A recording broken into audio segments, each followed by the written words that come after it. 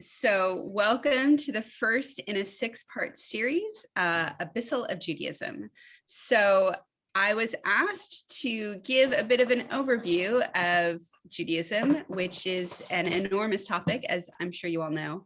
And so in developing our pathway through Jewish history, I realized that it's really hard for me to cut down from a historical perspective all of Judaism into just 5 classes when it's semesters long for just sections of that. And also I'm not 100% certain that everyone is that interested in just a historical perspective on how Judaism has evolved.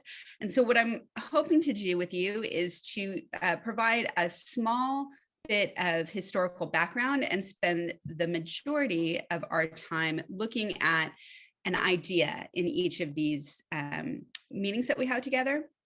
So for today, we are going to do a brief overview of Jewish history through the Second Temple period, and then look at a piece of text, ask you all to translate it, then read a commentary on the text, and then provide a bit more context for that reading, and then circle back to reflections on if this exploration of this idea has changed in any way your understanding of the text. I'm being intentionally vague because I don't want to reveal what it is that we're actually exploring. So, we are expected to last about 90 minutes today. Okay, so we begin our known Jewish history with the Jewish kingdoms. The bulk of the narrative of the Bible cannot be pinpointed to other sources beyond the Bible to have actually happened in that way. Stay tuned for our discussion on the Hebrew Bible to talk more about that. So what we do know is that in the late Bronze Age was 1550 to 1200 BCE.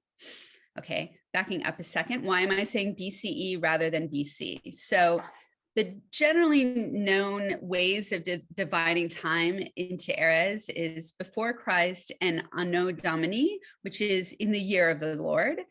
And so those are very Christian understandings of time. And so for a more neutral way of just making the same demarcation, we say before the Common Era, which is BCE, and CE, which is Common Era. So most of the history that we're going to be talking about happened before the Common Era. So the late Bronze Age happened in 1550 to 1200 BCE. And that was the time when Egypt ruled the entire area. The major urban centers were destroyed in a conquest, and the native population joined semi-nomadic and outlaw elements. So Abraham and Moses would have existed during this time frame. In Iron Age 1, which is when they're using iron, when they are using iron sources, that is when there's settlement in the central highland region around Shechem, which is in the middle of the screen.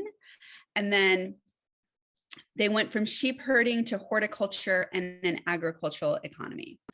In Iron Age 2A, 950 to 850 BCE, Israel became one of the strongest kingdoms in the Levant. So this darker blue is the kingdom of Israel. And one of the things that we forget, because it is not written that way in our Bible, is that this was both a larger piece of land in terms of territory, but also stronger and had more influence in the surrounding culture. And Judea was a smaller territory surrounded by enemies, including, as you can see, the Philistines on the coast. So in the early 800s is when Israelite cities were destroyed, probably by Aramea, which would be around here. And then archaeological evidence that the Judean kingdom was established at this time. So that is this kingdom of Judah. Then that's when the kingdom of Israel rebuilds and offers an alternate trade route from Arabia, which is down that way, to the coastal plain. And then the kingdom of Judah is prospering on a smaller scale. They have an olive oil industry. So the Assyrian period is through the late 7th century BCE, and they take control of Babylonia and establish their empire. And the way that they take control is that they deport large groups of the elite population to other regions, thereby destroying their national identity and suppressing their desire to rebel. So when you take away the elites of an area, the people of the land, the Am Haaretz, they just want to live and be with their families, and they're not concerned about being in charge. So when we talk about the lost tribes of Israel, what we're really referring to is this choice by a larger kingdom to empire, really, to take away our elites. The people of Israel, for the most part, the majority of the population never left, but their identity as separate tribes dissipated because the leaders of their tribes were no longer there. This happened again to the kingdom of Judah. So the Samaria was conquered in 722 through 720. It did take a few years. And then at the same time, Judea was diminished, but it was allowed to exist as a vassal territory.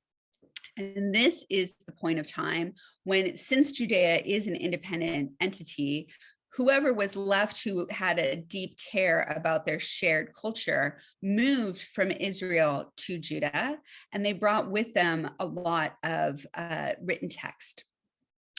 So King Hezekiah rebels against Assyria and tries to assert independence, and the most towns were destroyed, and they were heavy taxes were paid to Assyria.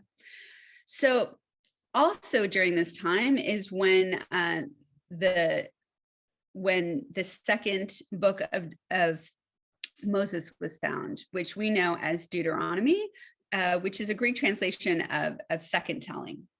And that is probably something that came from the kingdom of Israel to Judah.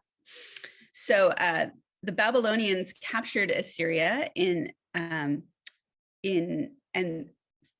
they captured the Assyrian capital of Nineveh in 612 BCE.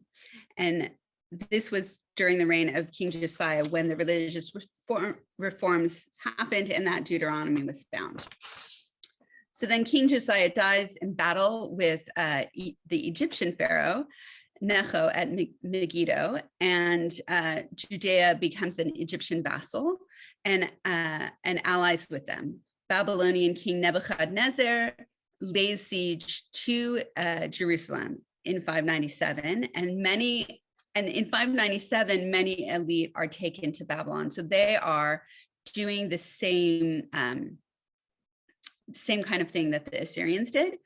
And then the next year, a few years later, 586, is their second siege, and that is when the first temple is destroyed, and it's the end of the Davidic dynasty, meaning kings that connect themselves back to King David. So this is a timeline of what I just went through, going from the fact that there were northern kingdoms, southern kingdom. The date 606 is actually not that relevant for Jewish history, but it is the point at which the Babylonian Empire overtook the Assyrian Empire. And so then we have this period, 586 starts our period of Babylonian exile. And then the Persians come on the scene, and the Persian King Cyrus the Great conquers Babylon in 539 BCE. So there would be some people who lived through that period, or at least have some sense memory from their parents telling them about having lived in Israel and they're in Babylon. But but it was a long enough period of time that they had deeply settled into the land. So Cyrus decrees in 538 for a rebuilding of the temple, and he allows exiles to return if they want to. Likely, only a small minority chose to return to Judah, and then the temple is rebuilt over a 5-year period of time from 520 to 515 BCE. This is a time of immense literary activity.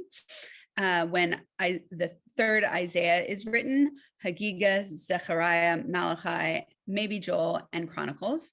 The Psalter, which means the book of Psalms, is solidified, and wisdom literature is written, including Job, perhaps parts of Proverbs, and maybe Ecclesiastes. And then we get to an extremely interesting period of time. Probably the most interesting period of Jewish history before the time frame that we are living in right now. And that is the Hellenistic period. Hellenistic is a fancy word for they were inspired by the Greek culture. And you might know this either from popular movies or from your own background in history, that Alexander the Great began conquering all of the known world. And that's how really the Hellenistic culture spread. So he conquers all and dies in Babylon in 323. His generals divide up the conquered territories into different sections. So Egypt, which is here in purple, becomes under the Ptolemaic kingdom. Mesopotamia and the Levant, which is the Fertile Crescent, is another name that we know for this area, is the Seleucid Empire. There's some independent states, and there's the Antigonid Empire. Since that is all the way up in the mainland of Greece, it doesn't really factor into our history at this time. So we are really at the crossroads of the Ptolemies and the Seleucids. And so at this point, Egypt takes control of most of the Levant. So the Levant, so backing up with all of these terms, Mesopotamia is the Fertile Crescent. Levant is this area that Israel resides in. And so it's a crossroads of the world. It's amazing that we still exist because there was so much fighting over our land. The fact that we have this continuous history going back this far is particularly incredible. So the Ptolemies take over.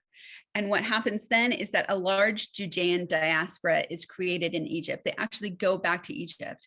And for example, that by the Roman period, hundreds of thousands of people, including very wealthy families, lived there, particularly in their new city of Alexandria that the Greeks created in Egypt. And that's where you had the Alexandrian Library, which was unfortunate for all of us book lovers, unfortunately lost to history. So there is a war over the Levant that happens for over 100 years, and it returns to the Seleucids. Then this is where you might remember this name, King Antiochus IV Epiphanes rules over Judea 175 to 164 BCE. So one of the members of the Israelite elite, Jason, pays the king to be installed as high priest. Menelaus offers more money for the high priest position, but he actually doesn't have enough money to give to King Antiochus. So he takes golden vessels from the temple to pay the bribe.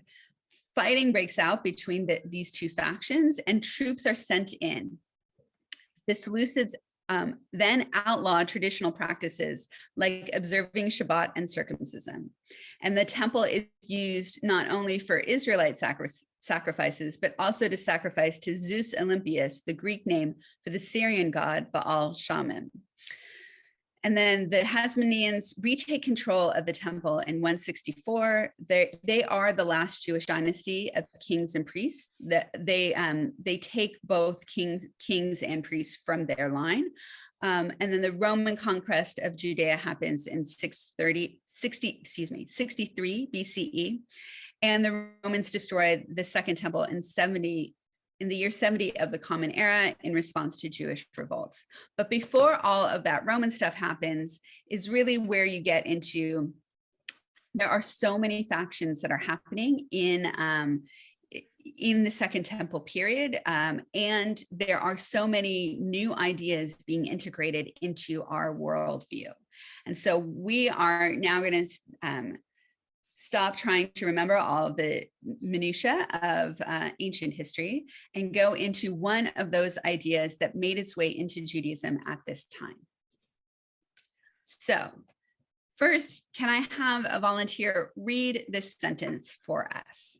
Ve'ahavta et Adonai Elohecha v'kol levavecha u'v'kol nafshecha u'v'kol me'odecha.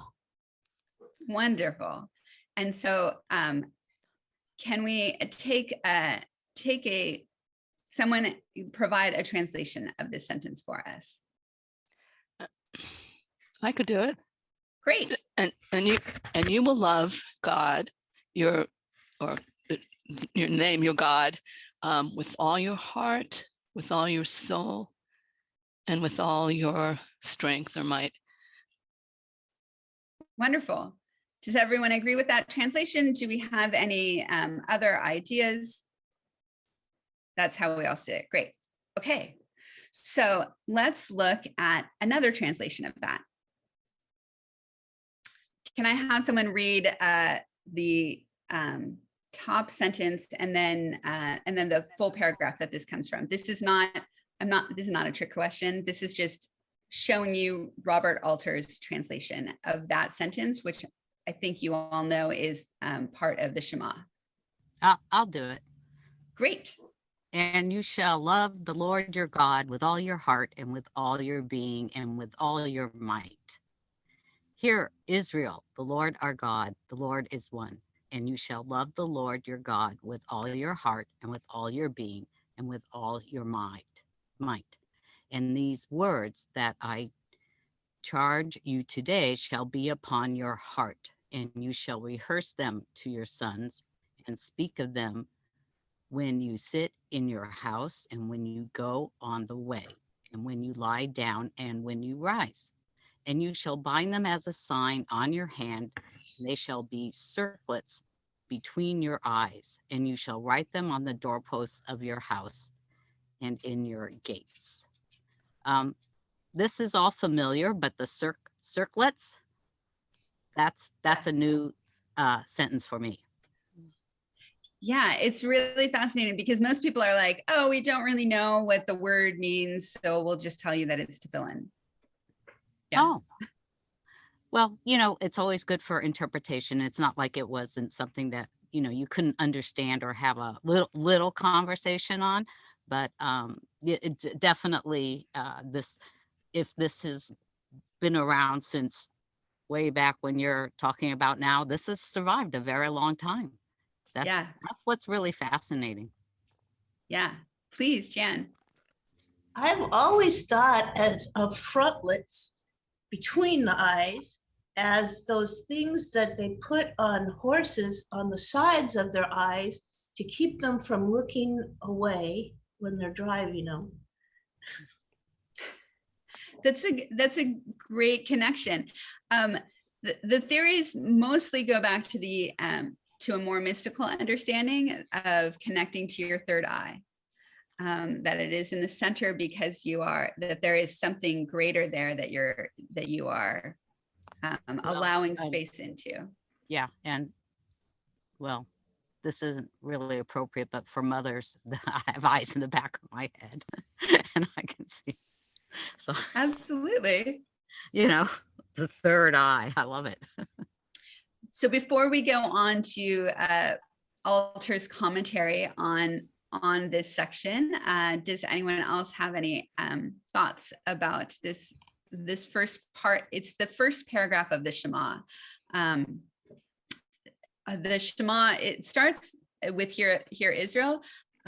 We insert a different part from the Bible between the Lord is one and you shall love, which the rabbis say is what the angels say. that Shema is what we say to God, and the Baruch Shem Kavod is what the angels say to God, because they are not Israel. In any event, this is how it appears in our Bible. So can I have someone volunteer to read this paragraph of thought? I can read it. Thank you, Shari. Okay. Robert Alter on Deuteronomy 6:4 to 6:9.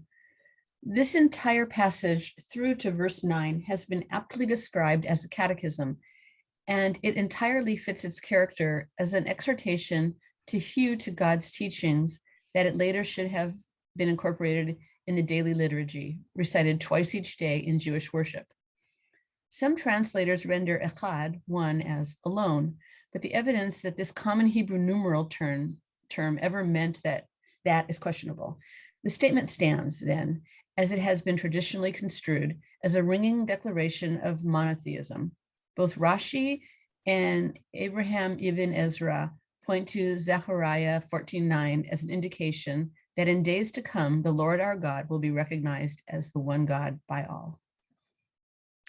This is it's very interesting how much in progressive Judaism we shy away from triumphalism or declaring that what we believe is the most important thing in the world, or the thing that everyone is going to come to at the end of time. But that is what historically how our rabbis have understood what it means to declare that God is one. Okay, and you shall love the Lord your God. Who would like to read this? Or Shari can continue reading if you would like. Sure. Okay, notes on Deuteronomy 6:5. And you shall love the Lord your God. It is a new emphasis of Deuteronomy to add to the traditional fear of the Lord the emotion of love, perhaps in an effort to deepen psychologically the conception of monotheism. Ibn Ezra links this injunction with the immediately preceding declaration of God's oneness.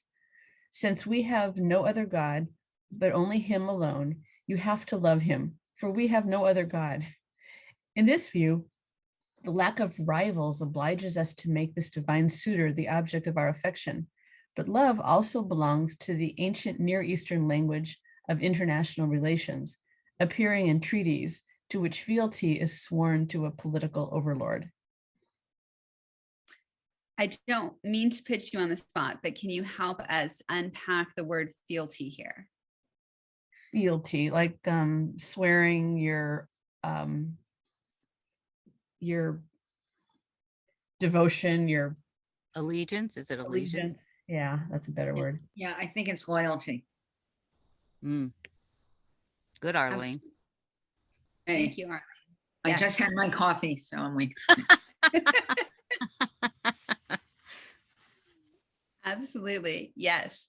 So this is a fascinating thing that just really, thank you so much, Shari, that just really like shattered me. My first year of rabbinical school was the idea that the love that I had been praying into in the Shema was not actually originally intended to be about emotion, that it was about that it had this political connotation, that it is, that it is also driving you towards something.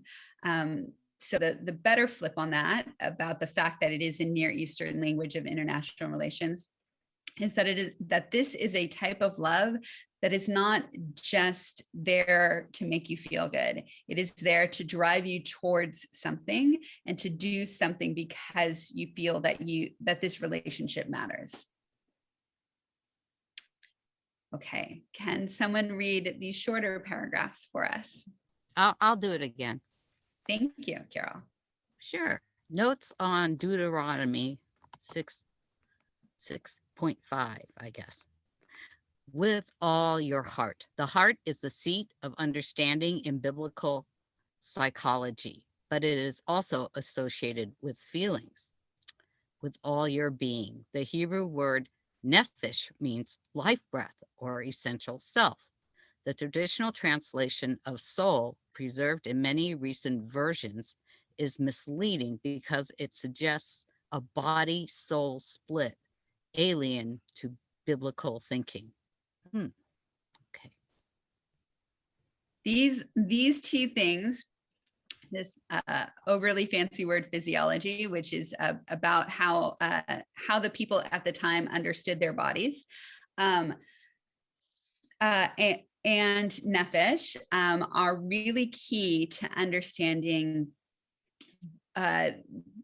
what not only the Bible tells us, but the breadth of rabbinic commentary tells us. So lev is heart in Hebrew, and even through probably still to today, but definitely through the Middle Ages and early modern period, when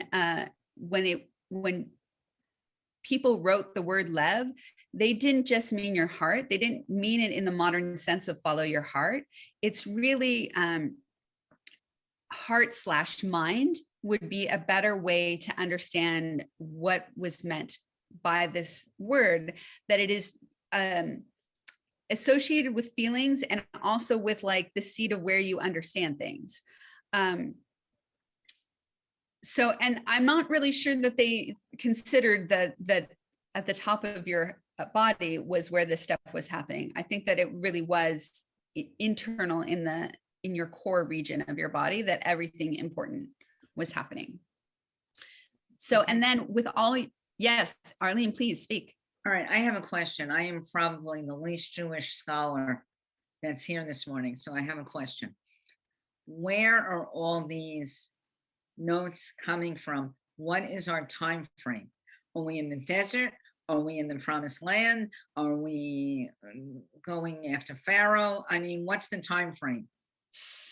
That is a perfect question. So the time frame is when the Bible was written as a text. So that's probably the Second Temple period. So we're not in the desert. We haven't been for quite a long time. And we are grappling with our understanding of who we are. So where are we? Where are we?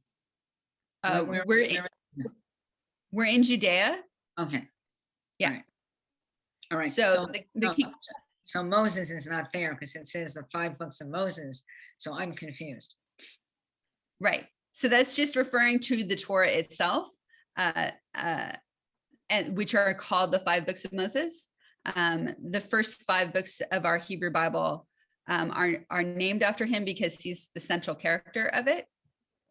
And then the way that we distinguish between the bits of our Bible is we have the 5 books of Moses, we have the prophets, and then we have writings. Christians will put those books in different orders, but that's the orders that we have. And so when Robert Alter is a literature scholar who has also done a lot of reading into the biblical text and Jewish writing. And because he has a background in poetry, he tries to create he created a translation that is both poetic and consistent with the way the words were understood at the time that they were codified into one Bible. Okay, so in your opinion and from your learning, who wrote this? Who wrote this text? Who wrote this? Human beings. Do we know who? Do we have any idea? No, like Jacob, Aaron. I mean, you know, I'm just trying to get a greater understanding of who wrote these important words. Well, we have the understanding that some priests found or brought forth the book of Deuteronomy, and then that there is an unknown redactor who compiled all of the traditions that was from both the northern kingdom and the southern kingdom, so Israel and Judea, into the coherent whole that we have now. And we have a theory that there was a faction that were priests, and that there were some that were Yahwehs, and some that were connected to God as Elohim, and the redactor and the person that wrote Deuteronomy. Okay, I think I'm understanding a little bit more. Okay. So it's really about the way that the elites were coming to understand their history, and where they were then when they were practicing temple sacrifice. And for me, the nefesh is so important, because it was so confusing to me that this thing that means so much, that seems to be easier to understand than all of Jewish history, that is the fact that we have souls, was not part of the understanding of Israelites. And also Israelites didn't call themselves Jews. That really didn't start happening until the Roman period. So during this Second Temple period, they are either Israelites or Hebrews. The ones who cross over is what Hebrews mean. Those were the names that they called themselves. So, and is this period about 200 BCE roughly? Yes. Okay. That's a good, roughly. Yes, absolutely. Okay, so let's hang on to this idea that that they didn't have a dichotomy between their body and their soul. There was just one being. And the way that our translations read soul into the Bible is part of how we make it more relevant to ourselves and to the worldview that we have, which did not come from an internal source.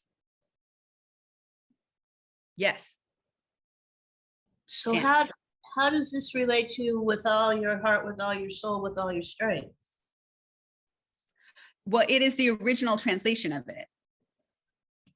But those are three different things: heart, soul, strength. Right? So you're saying they're not? No, I'm saying that the three that were originally written was with all your heart, with all yourself, and with all your might. Okay, I got it. Thank you. No problem. So, Jan, can you read about with all your might? Okay. With all your might, the Hebrew me'od elsewhere is an adverb, very, like tov ma'od, not a noun. It is not clear whether this distinctive Deuteronomistic usage reflects stylistic inventiveness in converting one part of speech to another, or rather records an idiomatic sense of the word that is simply not used elsewhere in the biblical corpus. So it's a confusing word, is what Alter is pointing to, and that it's not used this way anywhere else. Oh, that makes me feel better, because I never, I do speak modern Hebrew, and I didn't know that actually is ma'od, and I didn't know what it would have been otherwise, but that's good to know. Great. You are 1,000 steps ahead of me, because I do not speak modern Hebrew. Okay, what the part of this that was the most intriguing to me was the fact that Ve'ahavta et Adonai Elohecha b'chol levavcha, with all your heart, b'chol nafshecha, b'chol meodecha, with all your heart, with all yourself, with all your might. Where is it that we make that transition from nefesh as self to nefesh as soul? So as we already talked about, that love is an expression of fealty, and that it is an oath, that this is really an oath that we are saying to God in Judaism. During biblical times, identity was primarily communal. What mattered was the fate of the clan, the tribe, and the people. The majority of the Bible is framed around communal sin and redemption. So it is not there is very little understanding of individual identity in the Bible. During the Second Temple period is when individual identity grew in importance.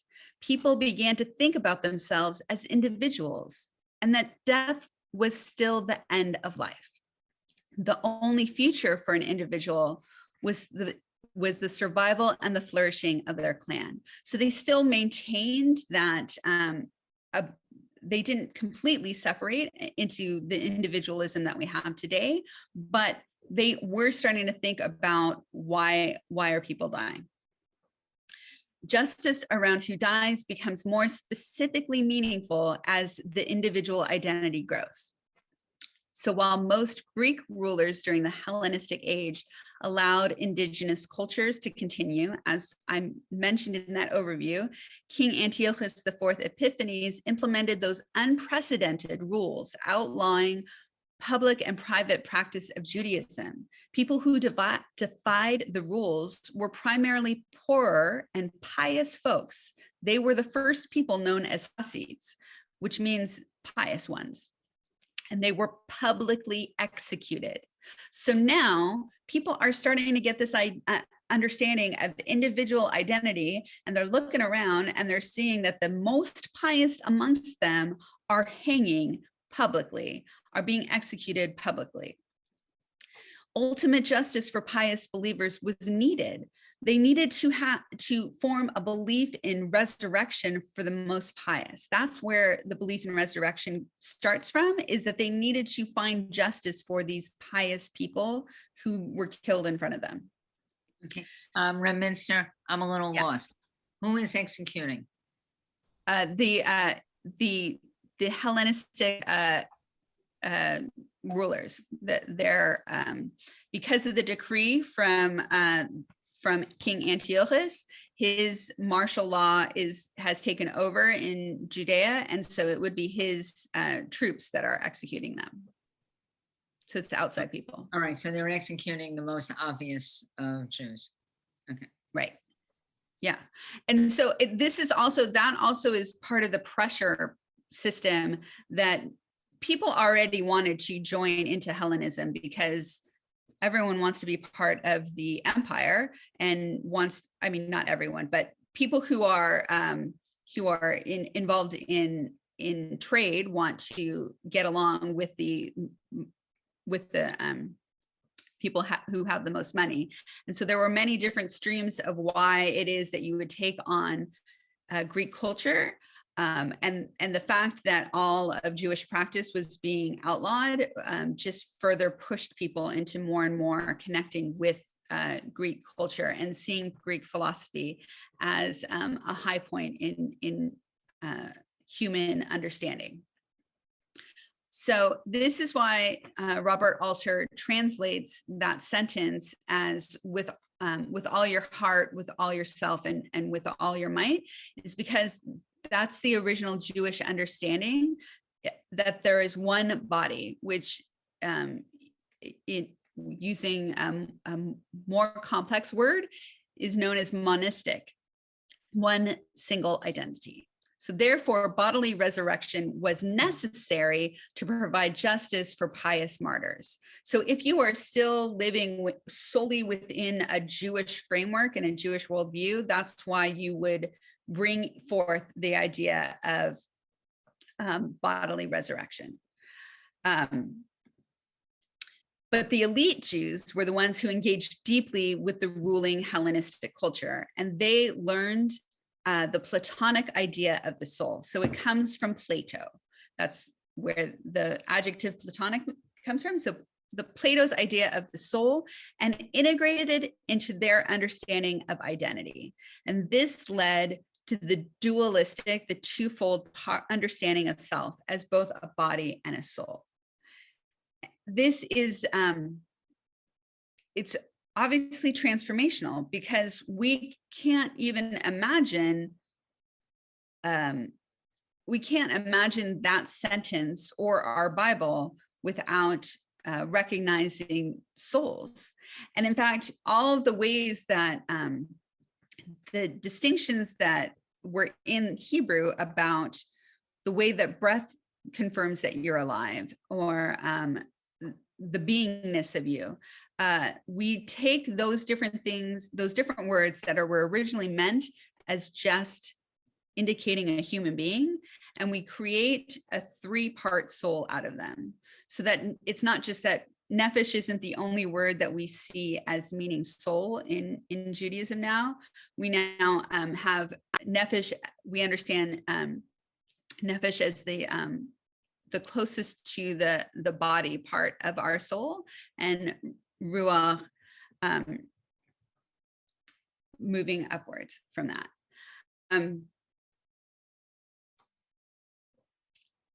So does understanding, does this short review into the way in which ideas, it's not just that the books themselves, the words of the Bible were written over time, but that the concepts that we read into the Bible changed over time? Does that have any level of, does it have an impact on your understanding of this Shema? Yeah, Jan. It does for me, because I always wondered why we said Pekuach HaNefesh instead of Pekuach HaGuf. Because when somebody's bleeding, you don't want to save their soul. So, but now I understand that Nefesh is like their personness, all of them, body and soul. So there's not a separation between Nefesh and Guf. So, yeah. It strikes me that nefesh seems to be a synonym for essence that is more of a modern understanding of soul and the totality of our being. And I also wonder, this kind of seems like a struggle between cosmopolitan impulses as the Greeks would have embodied versus a provincialism or localized sense of reality and what's important. And we see that echo in this country too. It's kind of a very modern struggle. So, Exactly. What about the word neshama? Doesn't that mean a soul? Right. What So part of soul is that? So thank you for bringing in our third word for soul. So the rabbinic understanding is that on the 3 levels of soul is nefesh is the closest to your body, ruach is the middle level, and neshama is the highest level, whose root is with the root of souls, with Hashem. I haven't yet looked into the 3 roots, but they are all in the biblical mind understood as reflecting a person, and have nothing to do with soul, because that concept didn't occur to us until we took it in from the Greeks. The pagan Greeks, by the way, which is, for me, it's a really fascinating thing when you look at the whole history. I have a question. Yeah. I know I came in late, so this might be not to do with today's lesson, but when Jewish people die, where does their soul go to? Right. That so that in the context of this historical period, there were when you start thinking that there is souls, then you start asking that question. Okay.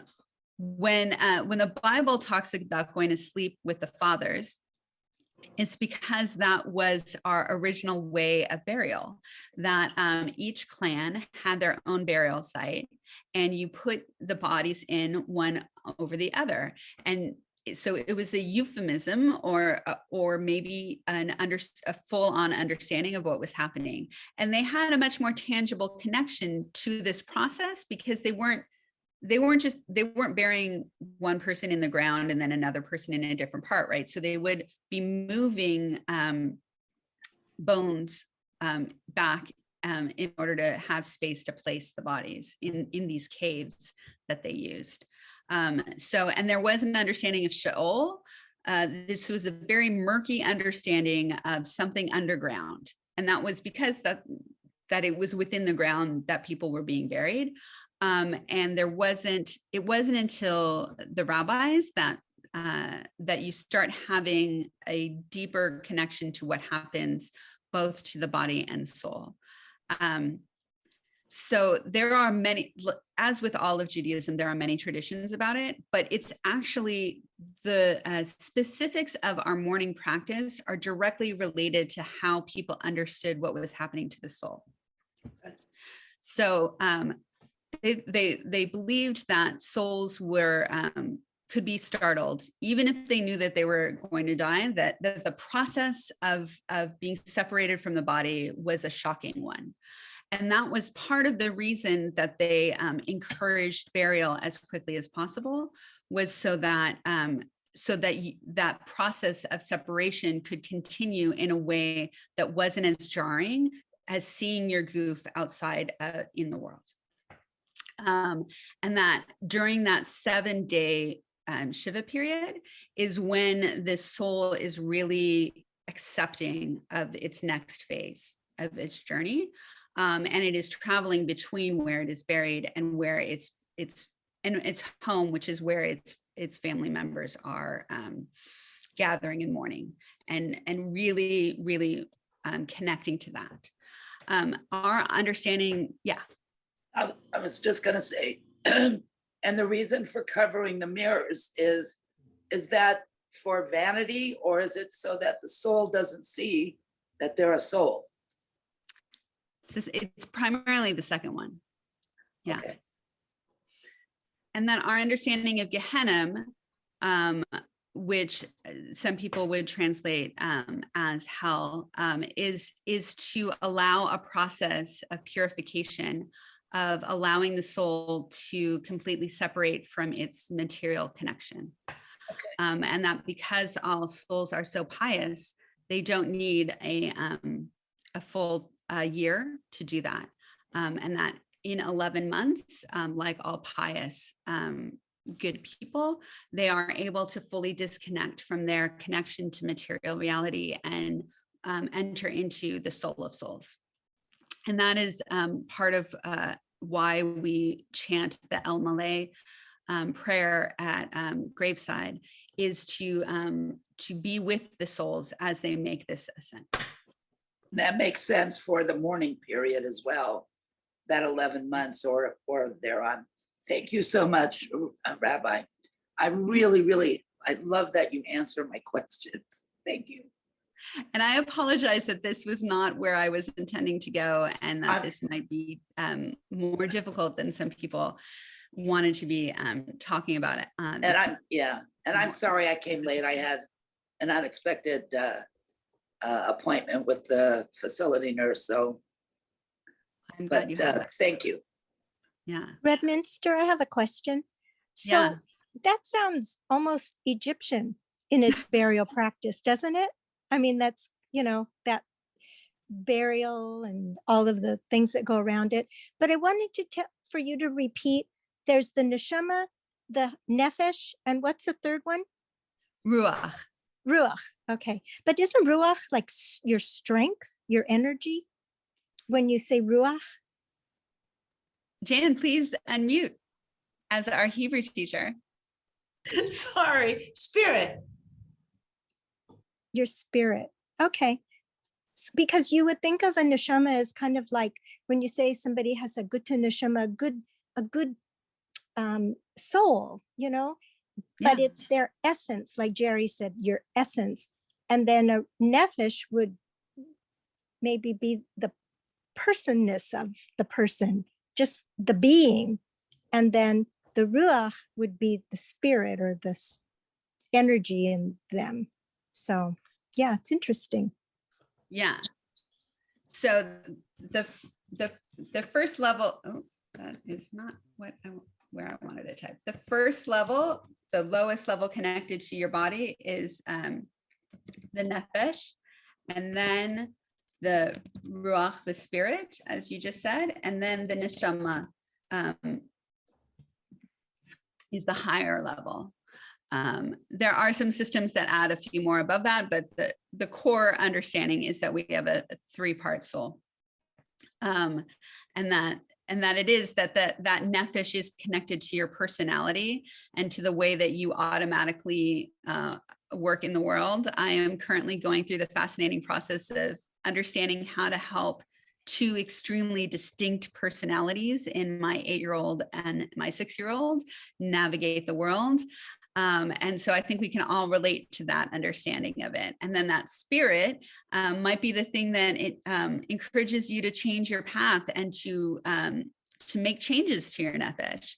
I certainly can tell you that I am not the same person I was at 8 years old, but I'm not even the same person I was at 30 years old, because I decided to take this giant leap into the unknown.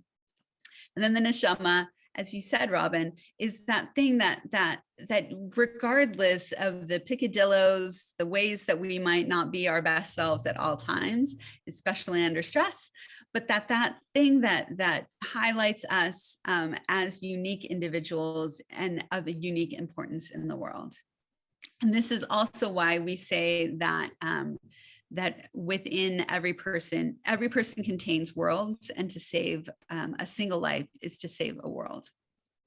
To go back to the history part of the lesson, a vassal territory, it's like you know from medieval history in Europe, right? That there were bigger entities, and then smaller ones that looked up to them, that had to pay them for protection against the broader world. So that vassal is the smaller in that kind of a relationship. They're the smaller entity in the relationship. So we don't know when the Israelite kingdom was dissipated, we don't know where the Jewish elite went to. And that is part of the reason that there are groups of people, particularly in Israel, who make claims about pointing to the cultural norms of people in the Middle East and in parts of Africa as being so close to Jewish practices, that their theory is that they are lost tribes, that's where the elites landed and took up some of the same cultural markers. But that the general population never left. And that's a really interesting thing to think about, because even when Ezra came back from Babylon and was disparaging Jewish men and telling them to divorce their non-Jewish wives and ignore their non-Jewish children, that was a level of desire for purity that never actually happened in Jewish history. That we've always been an amalgamation. The people have always been more accepting than the elite of connecting with their fellow humans that lived alongside them. And that all of the ways that we understand Jewish history, not just how, most people couldn't read at the time that the Bible was put together, right? Both that all the way through to what it says in the Talmud, to the Middle Ages. We know what the elites did. We're not entirely 100% sure what the rest of the people did. It's been a struggle, because I have been constantly searching for that history and for that knowledge, because I think that is much more relevant to us today as we grapple with how we want to do Jewish than how the elites did it. Yeah, Jan. It's always bothered me that, not in Reform Judaism, but other Jews, say Jews don't intermarry. Moses intermarried. I mean, come on. It's like from the start. Yeah. Yeah. And part of that is really about survival, that we were being in the Christian era, we were prosecuted for helping people to convert to Judaism. So it was outside forces that actually pushed us to be so insular, that they were afraid that people would choose the real living Judaism over the rhetorical one that they disparaged in propagating Christianity amongst the pagan people that they took over. But yeah, I mean, even to the point of like, you know, we would have Christian servants who would want to convert to Judaism, and that became a huge thing of like, people could be put to death for agreeing to do that. So it's unfortunate that it has come down to modern times into a tribal mentality that doesn't understand its own history. I know it was a lot, and I also very much welcome feedback. There is so much I didn't want to overwhelm you by going into the different sects of people that were around during the Second Temple period, because I really wanted to just hone in on this idea that soul was not in the Hebrew Bible, and that it's a mistranslation of the original intent of the words.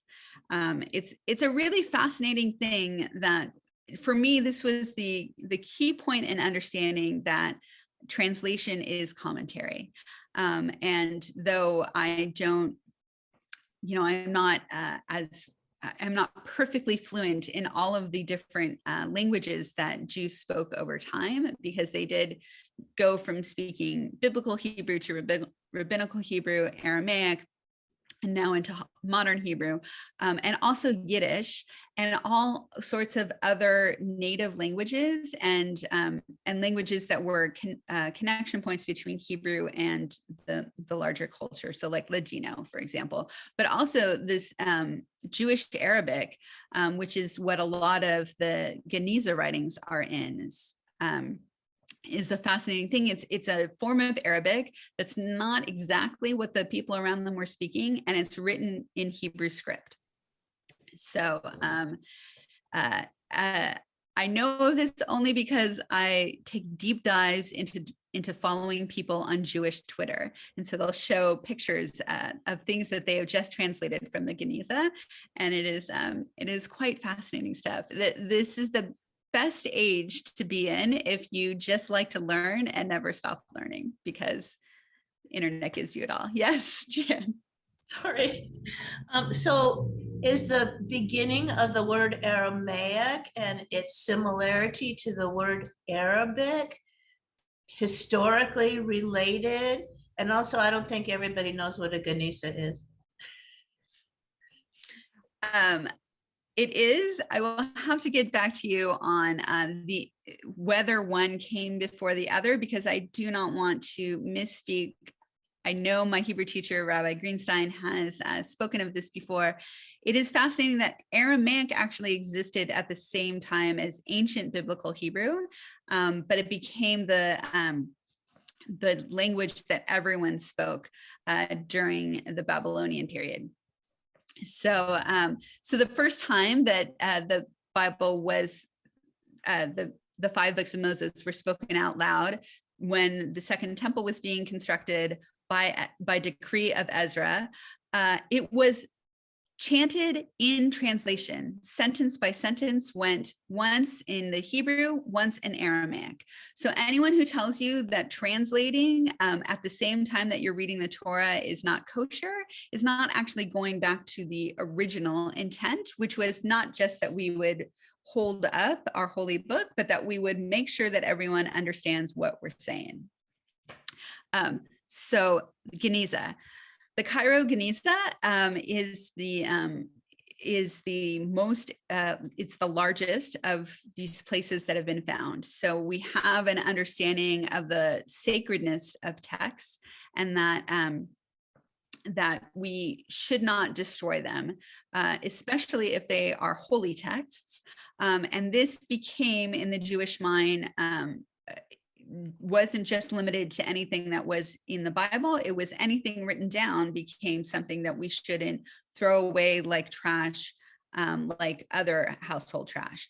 So so sometimes those things were buried in our holy burial sites, but often we created a storage place for them, which was kind of usually the attic of our community synagogues. And because during the Islamic rule, we were not allowed to build ourselves new synagogues, and we actually even had trouble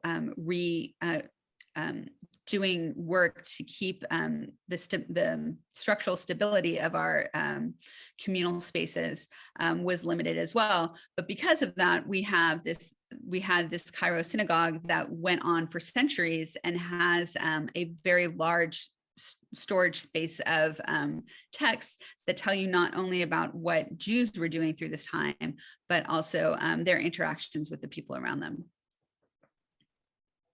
Yeah, Jan.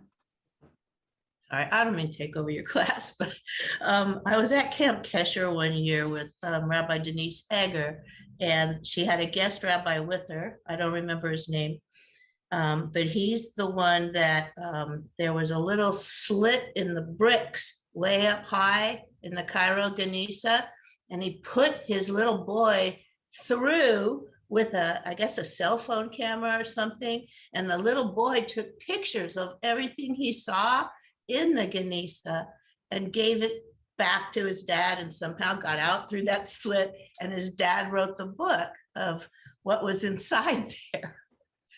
Amazing. Pretty cool. Yeah. And now they because of that little boy and his father, they are employing dozens of scholars all around the world who have different stashes of that. Is that a true story? Yeah, he's a rabbi, and I met him at Camp Kesher in Seattle. It's a family Jewish camp held the last week of summer at a campfire camp on Vashon Island. So it's not really Seattle, but it's off the coast of Washington State.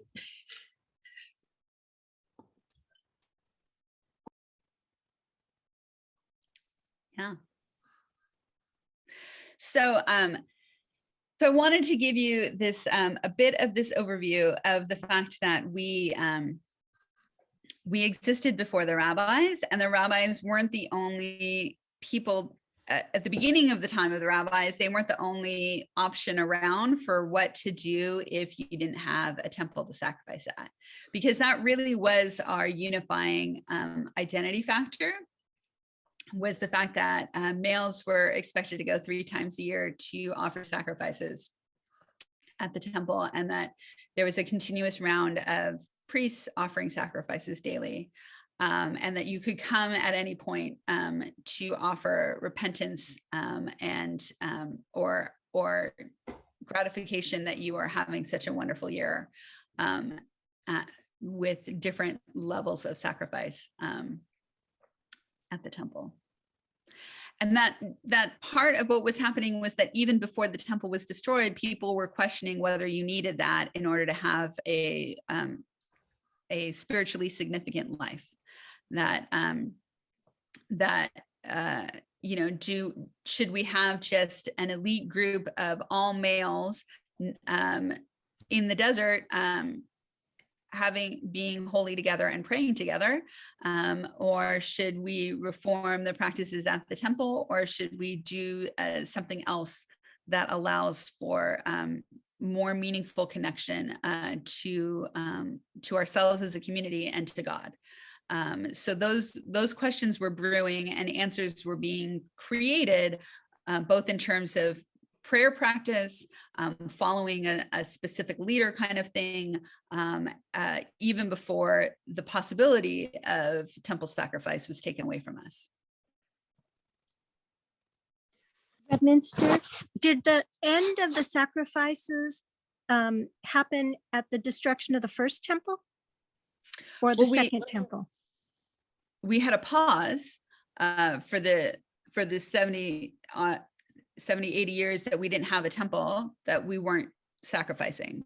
So that was part of what spurred people's imagination to create an understanding. Also, because of all of our movement, that diaspora move, people started figuring out what to do without a temple. Yeah, but then we went when back we to went, yeah. So when we went to Babylon, or when we went to, when we were on the road, so to speak, they still continued the practice. They built temples in Babylon to do it, No. or they didn't. They did not.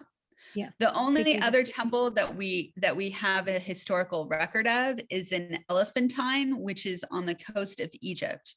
So we had a diaspora in Egypt even before the Babylonian exile. This particular town decided that they no longer wanted to spend the money trekking to Jerusalem, and they built themselves a temple. And there is a record of condemnation from the priests. I'll bet there was. Yeah. I was just thinking about that. That's the temple we belong to, and that's the one we used to belong to. And they probably were not happy about that. That's Exactly. funny. Yeah. Because it was a huge source of revenue. Sure. Yeah. Because you either brought something to sacrifice or you brought money to pay for the sacrifice. The whole thing was an economic boom for the city. Of course. I sit on the temple board, Reb Minster. That's very clear to me.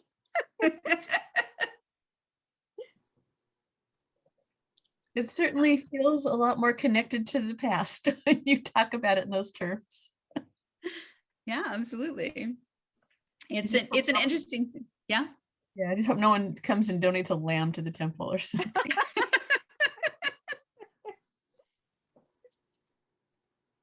Yeah. Very interesting. It's so vast. Wait, It's just so vast. Robin, so you're comparing the temple board.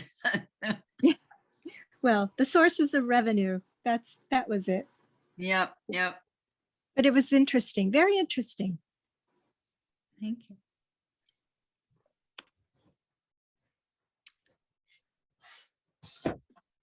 So next week, we will talk about the Hebrew Bible and what it means to read it with a Jewish lens. I'm not going to get deep into the understanding of the 4 strains of the Bible, but rather really focusing in on like how it was used, like how those stories were understood at the time that they were compiled into this structure, and then the difference between how what a Jewish lens means to the Hebrew Bible. This was something that it took me actually several years of rabbinical school to really break through, because when I talk about the fact that we live in a Christian culture, there's just certain things that come naturally to us because it is within the way that both like television shows, movies, and how people speak about the world and about the world of ideas come from a Christian frame of reference. And to recognize that there is a distinct Jewish frame of reference is for me, it's been soul expanding. So that is what will be happening. And our next meeting is scheduled for February 12th, which is 2 Saturdays from now. Yeah. I just want to bring up about interfaith marriages or the Christian culture. One of the things, and I think a number of us at Temple Beth David do this, who are married to non-Jewish partners, the respect of each other for each other's religion and concentrating on the similarities is what made my marriage work. I mean, I think we don't do that often enough. And I think sometimes people don't understand that it's all connected. And I would love to see a timeline of that, because when you talk about Christianity, I mean, the Anglican Church, was because Henry VIII wanted a divorce. I mean, it really had nothing to do with spirituality. I mean, all religion is 100% political. And I would love to understand, because I'm always fascinated by this, who wrote the Torah? I want to know who actually wrote it. Because I had a conversation with Jan one day and we just got off on topic, but it's a very sexist document. And I would like to know, you know, why it has not, morphed is the wrong word, but why it has not become modernized to reflect the modern world. Because it has, Arlene. It is what it is when it was written, and it was written by lots of people over thousands of years. And it was what it was within the context of when it was written. But the fact that we're all sitting around here on Zoom talking about it means it has morphed. It has changed. We reinterpret it every day. So it is. But there are we so are. many, You there are got so it. many, there are so many people that still look at the lens of the old ways. Yeah. And I think in order for Judaism to not only survive but grow and thrive, you know, we have to modernize. And I think, you know, I'm being very interested if you could, and I don't want to tell you to add another class or whatever, but the reform movement, you know, I mean, I think that's, to me, the key to Judaism thriving, because we are, I thought we were 3%, we're basically 2% of the world's population. Right. We're less than that. That's I right. think that you will really enjoy the 5th class in this series, because that is the topic for the 5th class. Oh, terrific. Just to say that we're moving forward, today is the very first time I read in the Ve'ahavta, you shall teach your sons. Okay, to me, it says, V'shenantan levadecha, you shall teach your children. I never heard you shall teach your sons before today. Carol. Isn't it? That did make me clear on also- the background check stuff. Thank you, Robin. Isn't it also the reason why the women's commentary was written? And I myself am going to say I have not looked into it. I've known it's been around, and I certainly think that there were different aspects taken and written about that maybe might address some of what Arlene is concerned about. I mean, I'm saying there's just so much out there, and I think that you need to find a way to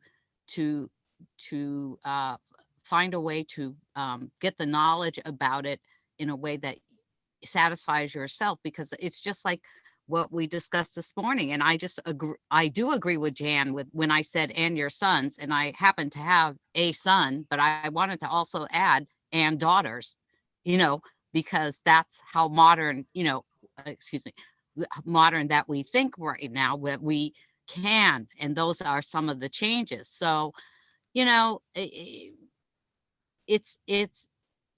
like the basic. This is where you start, this is where you learn, this is where you interpret, this is where you can, what you feel like, what you want to believe, and there's always all this extra room for learning. And I think the thing about Judaism is never stop asking questions. So Arlene, you're right on track. Well, like I said, you know, you can just imagine what a pain in the neck I was in college. I mean, you know. But, well, yeah, we knew that. We knew that. It's great. But I mean, I would like to hear more of that, because I think the only way for Judaism to survive is to understand that we will be marrying non-Jewish partners. And like with Temple Beth David, I would say the majority, well, no, all of the ones, I mean, raise their children Jewish. I mean, so, I mean, you don't leave the faith you incorporate the faith. And Hank and I always had a good time talking about the similarities, you know, which is why I was always comfortable going to church with him twice a year. You know, I mean, that's when he went. But it's really fascinating, you know, how we can make the similarities, you know. Right. You know, I would personally be interested. Absolutely. Can I say something, Cynthia? Arlene, I'm married to somebody who's Jewish. We don't always agree on everything with Judaism, you know, we have different ideas. So right. It doesn't stop there, but obviously, yeah, it would be a different connection, but I do realize what you're saying. And I think that's beautiful, because I have heard with the interfaith marriages that sometimes it's a real struggle. And maybe that's, you know, the Jewish clergy or whatever putting it out there that you don't intermarry, you know, it'll be a struggle. It will be. My mom said that we had a rabbi long time ago in my life, but he was like, Jews need to marry Jews. You know, that was his, and this was a Reformed temple. But anyway, so, you know, we all go on, we all get our happiness and whatever. This is an old dispute between smaller denominations and the larger ones. My wife was a Molokan, which I had never heard of before, but it was a Russian sect. And they are vehemently against intermarriage as well, because they recognize that they lose a lot of people to intermarriage. Right. And Jews lose a lot of people to intermarriage. The ones that we know are the people who gravitated to the Jewish side. And so we joined the temple and our kids grew up in the temple. But other intermarried couples gravitate the other direction. So it's an old argument. And who wins and who loses, I don't know. But so you can't, it's too early to declare winners and losers over the long run. We just know what our own experience is. Yeah. I love all the genetics, you know, people are getting their genetics done and they find out, oh my God, I'm like 10% Jewish, or oh my God, I'm like, you know, 18%. And, you know, wait it's a minute. like there's been intermarriage always. And the truth is, it's probably kept us healthier as opposed to keeping us intermarrying each other and having, you know, terrible situations like the Chabad does. They made an edict in Chabad that, you know, the guys from the East Coast had to go find women on the West Coast because they were having so many problems with their offspring. And it is not safe and healthy to do that. So I'm all for it. You know, let's just keep our Judaism alive and friendly and open and engaged. We won't have to worry about it.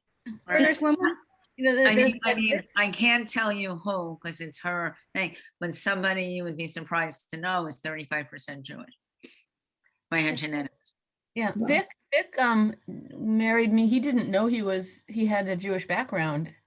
His father had come from Germany by way of Canada, and his mother was Catholic, and they celebrated Christmas and Easter, but in a very secular way at home.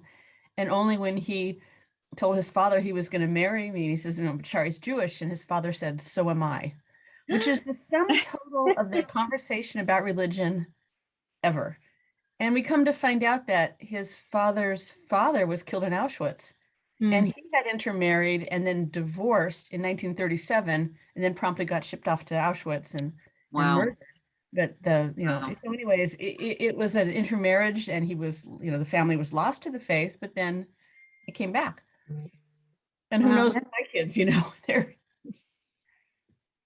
So I want to assure you that taking this trek through Jewish history and looking at Jewish civilization, in no means, it should not be seen as me making any statements about Judaism today or Temple Beth David or intermarriage. In my mind, the two things are completely separate. One is just trying to understand from within Jewish culture what Jewish culture was at different periods of time.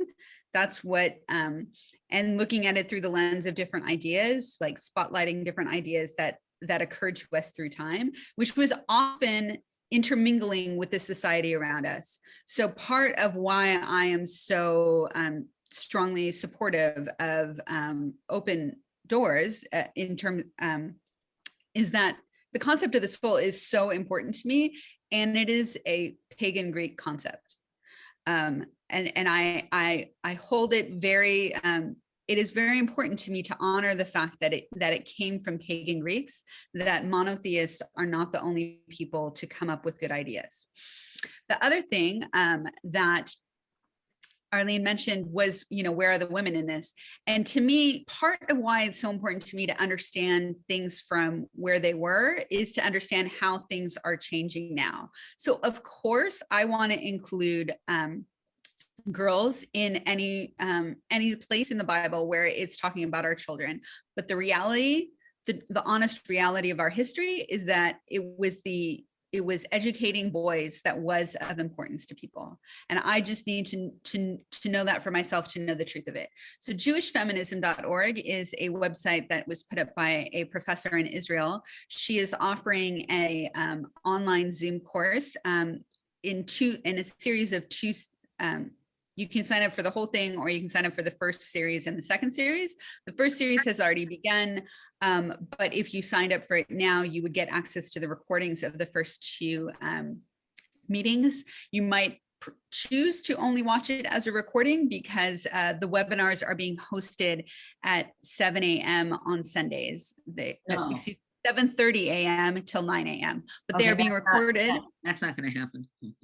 So just to let you know what I do with my time when I am not in school or with you, I sign up for community courses like this. But the reason it's at so early in the morning is because she's in Israel. People are on the East Coast and whatnot. But Reb Minster, I just want to say to that, my mother-in-law, may she rest in peace, was a practicing Catholic. And when she knew that Hank had found his spiritual home in Temple Beth David, her response was, as long as you find God. That was it. So I think the world is opening, to parents wanting their children just to have some kind of spirituality. Right. Absolutely. Well, on the other hand, Arlene, my father-in-law didn't believe in God, but he was Jewish. So this is just a whole other class right here, because I don't. Oh yeah. Oh, you're right. That's a real hard concept. Yeah. So it's very individual, Mm-hmm. And it's fascinating.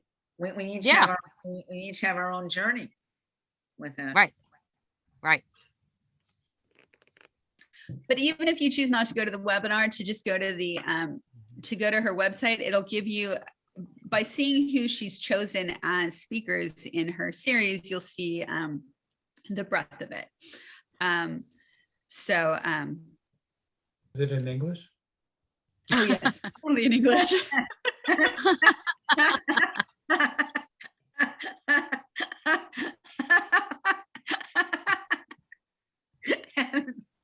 Congratulations, Arlene. I'm glad I made you smile.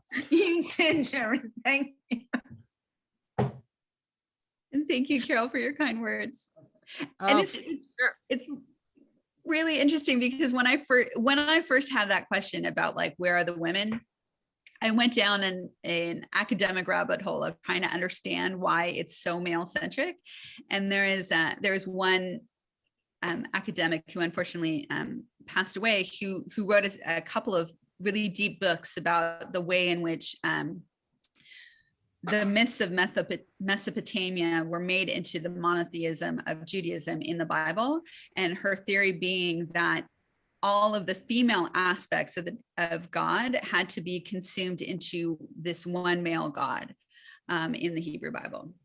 And she points and she describes the ways that these myths happened in Mesopotamia and how they come into our Bible. It's a very dense book.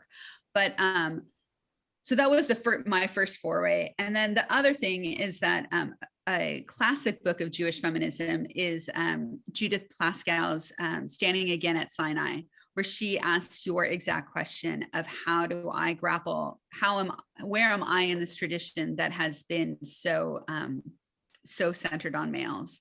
I don't think that I have to give up one or the other. All right, Reb Minster, could you talk to Lauren about some of these books? Because I know she would be very interested in getting some of these for the library. Sure. Me too.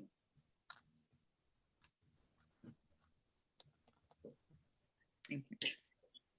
Thank you, Reb Minster. This was really interesting this morning. Yeah. I really enjoyed it. And good participation, everybody. Yes. Thank you, thank you. Thank you all so much. And I hope to see you back in 2 weeks, February 12th.